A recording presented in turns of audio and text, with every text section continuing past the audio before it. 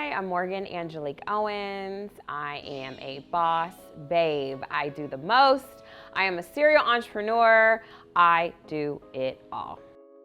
Growing up in North Avondale, I always remember that billboard near like MLK of Camel, and he had like an urban, jazz type of R&B look. So it was definitely geared towards our community. I can remember my grandfather on my dad's side always smoking. My grandma, my mother's mom smoked, Pall Mall cigarettes. But that was like the time back then, right? That's how they handled just going out. Like people go to socially drink. They would socially smoke, playing cards, going to dances. I definitely urged my grandfather to quit smoking. You couldn't tell him nothing, he was gonna go out with a cigarette in his hand. That was their generation. They didn't know any better. That's how they handled stress. Growing up in a Black household, we love to eat, we love to drink, we love to party, and that's our thing. Culturally, community, having fun, dancing, not serious topics like, hey, have you gone to the doctor lately? Hey, have you been tested? Hey, do you know your cholesterol level? Like, those aren't topics we talk around the table. Especially Black women, we tend to put ourselves last. My mother, she's a phenomenal woman. She's a teacher, she's a mom, she's a wife, and she's always put others first. I've never seen her ever put herself first, because that's not how, we're supposed to do things. As Black women, we're supposed to tend to our husbands, our significant others, our family, our job, and then when we have time, if we have time, we take care of us. And so with that, it's very important for me when I tell my clients, my audience, to take time out for you, because if you're not here, who's gonna do the work, right? And so, like I said, getting over historical, cultural expectations of what, health is in the Black community.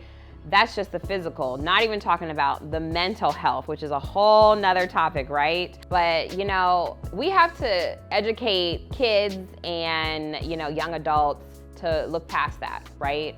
I think we've come a long way where, a lot of people are telling kids, telling young adults to be themselves.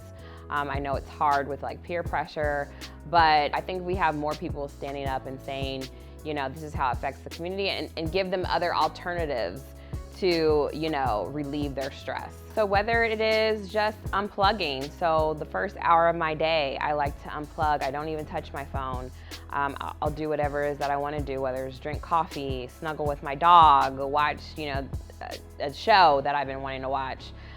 Working out, right? Finding fun ways to working out. Curvy cardio is super fun. I just signed up to do a pole fitness class, other things that are like outside the box. I like to swim, going swimming, shopping. I get too much in trouble, so I try not to do that as often. But just spending time with yourself, whether it's candles. Self-care looks different for other people, but do something in a constructive and healthy way. Especially working out, because you work out, you just get fine, right? You just get fine. And the sweat, the smell is temporary, right? other like smoking. So do something productive for your self-care, just for you, whatever that looks like. Quit culture is definitely needed because, like I said, the message needs to get out. I haven't seen any messaging before quit culture that are geared towards, my demographic, my community, or just even get the education. I'm not about changing people's minds. If you're a smoker, that's cool, no judgment, but at least get education and the facts and statistics of what it can do to your body and the long-lasting effects of it. And I don't think we've had something like this before that I can think of, except like the DARE program in school, but nobody really paid attention to that, right? It wasn't for us. So what I love about this is it's community built, it's by us, it's for us, and it's a great message, and I hope people will take to it and listen to it. I think it'd be the same type of advice I would give someone struggling with their weight, because food is an addiction. Same person I would give as an entrepreneur that wants to give up. Every day is a new day.